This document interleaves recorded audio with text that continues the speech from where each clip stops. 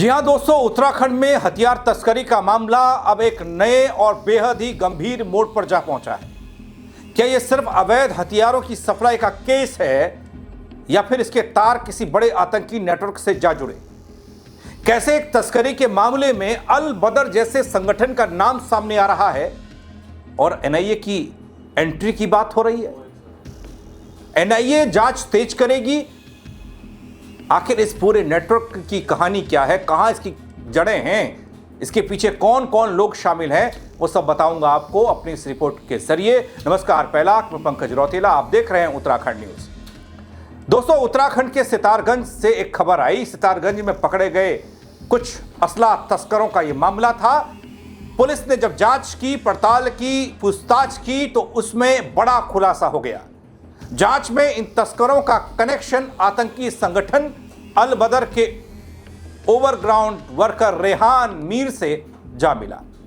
दोस्तों, इस गंभीर कड़ी के सामने आने के बाद अब राष्ट्रीय सुरक्षा एजेंसी यानी कि एनआईए भी इस मामले की जांच करेगी। दोस्तों, इस मामले में पहले ही दिल्ली स्पेशल सेल और इंटेलिजेंस ब्यूरो आईबी द्वारा आरोपियों से पूछताछ की जा चुकी है।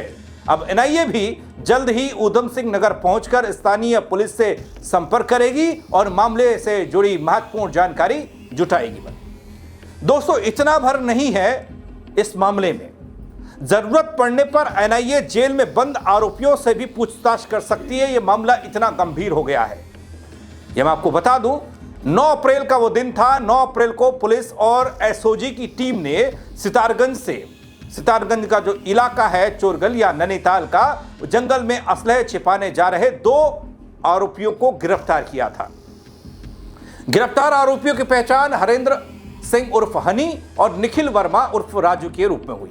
पुलिस ने इनके कब्जे से 5 अवैध हथियार और 300 से ज्यादा कारतूस बरामद किए थे। यह बरामदगी इस पूरे मामले की गंभीरता को दर्शाने वाली है। जब इनकी गिरफ्तारी हुई तो यहीं से आतंकियों का नेटवर्क का वो खुलासा भी हुआ कि तार कहां कहां जुड़े हैं और कहां कैसे हथियार आ रहे हैं। दोस्तों, बड़ा सवाल यह है कि आतंकी कनेक्शन कैसे हुआ, कैसे इसने अब सुरक्षा एजेंसियों की चिंता को बढ़ा दिया, वो बताता हूं।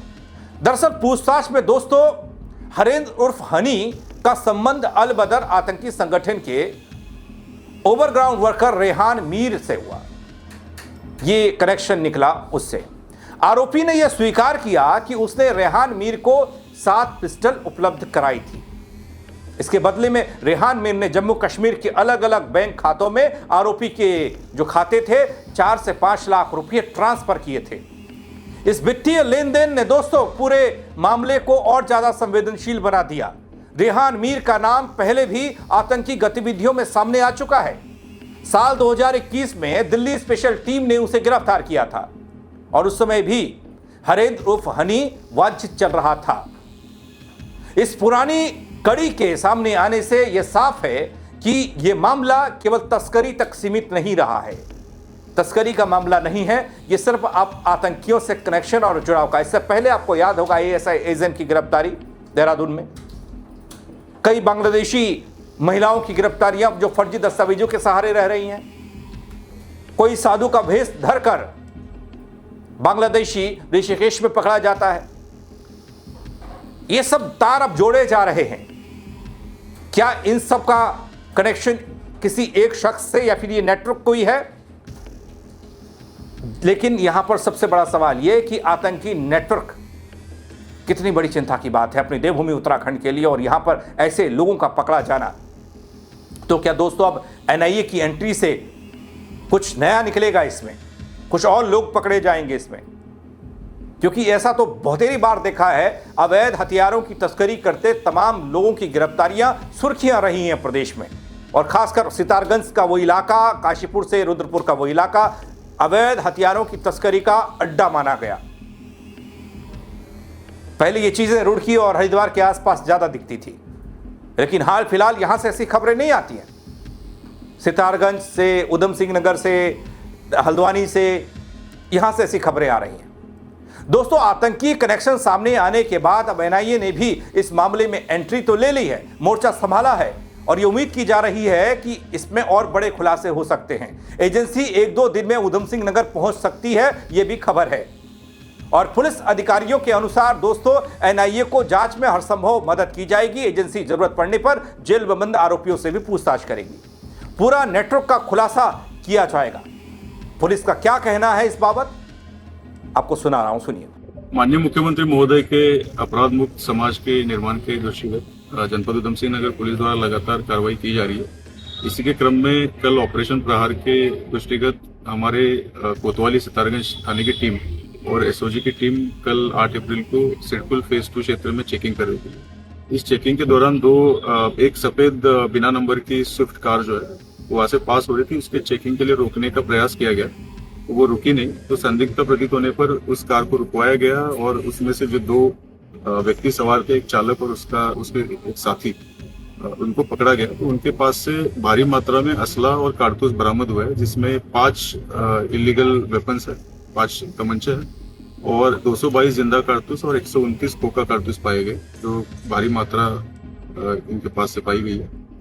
इसमें पूछताछ करने पर यह पाया गया है कि इनके द्वारा पूर्व में भी बहुत से लोगों को आर्म्स का सप्लाई किया गया है और इनके बैंक अकाउंट ट्रांजैक्शन के डिटेल्स में ये पाया गया कि जम्मू का एक लड़का जिसका नाम इरफान मीर है उर्फ रेहान मीर, इसको भी इनके द्वारा पूर्व में 2021 में आर्म्स सप्लाई किया गया है।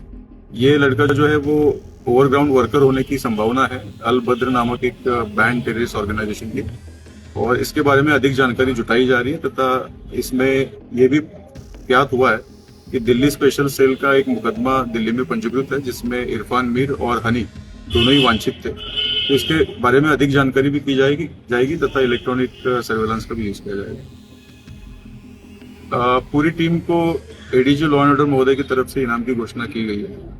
दोस्तों, उधम सिंह नगर के एसपी अजय गणपति वो बताते हैं कि मामले की गंभीरता को देखते हुए एजेंसियां सारी सक्रिय हो गई, अलर्ट मोड पर हैं। एनआईए के आने पर जांच और तेज होगी और पूरे नेटवर्क को उजागर करने की कोशिश होगी पुलिस की। अब सबसे बड़ा सवाल यह कि क्या यह मामला सिर्फ हथियार तस्करी का है, वहीं तक ही सीमित है जो मैंने शुरुआत में भी बोला, या फिर इसके पीछे कोई बड़ा आतंकी नेटवर्क काम कर रहा है उत्तराखंड में? क्या उत्तराखंड जैसे शांत राज्य को भी अब ऐसे संगठित नेटवर्क निशाना बना रहे हैं? और जिन नामों का खुलासा हुआ है, क्या उनके जरिए इस पूरे गिरोह की जड़ तक पहुंचा जा सकता है? एनआईए की एंट्री तो यह बताती है कि जांच तेज होगी और कई नए खुलासे होंगे, लेकिन क्या इस कार्रवाई से पूरे नेटवर्क का पर्दाफाश होगा, भांडाफोड़ होगा? और अभी कौन से वो चौंकाने वाले खुलासे होने बाकी हैं? फिलहाल नजरें एजेंसी की जांच पर टिकी हैं, एनआईए पर टिकी हैं। आने वाले दिनों में इस केस से जुड़े कई बड़े राज खुल सकते हैं। जैसे ही कोई नया अपडेट, नई खबर आएगी इस चिंताजनक और बेहद संवेदनशील मामले में, वो आप तक जरूर पहुंचाऊंगा दोस्तों। लेकिन आपको क्या लग रहा है, देहरादून में पकड़ा जाने वाला शख्स आईएसआई का एजेंट निकलता है? जो सितारगंज में पकड़े गए हथियार के तस्कर, उनके आतंकियों से कनेक्शन डायरेक्ट निकलते हैं? ये सब हो क्या रहा है, क्यों हो रहा है, कितना फर्क डालेगा उत्तराखंड की शांतवादियों में? आप राय अपनी कमेंट के जरिए बताइएगा, खबर को शेयर कीजिएगा ताकि और लोग भी देख पाएं, वो भी कमेंट कर पाएं। फेसबुक पर देखेंगे तो फॉलो कीजिएगा, यूट्यूब पर देखेंगे तो सब्सक्राइब कीजिएगा। मेरे साथ जुड़ने के लिए बहुत शुक्रिया दगड़ियों। जय उत्तराखंड।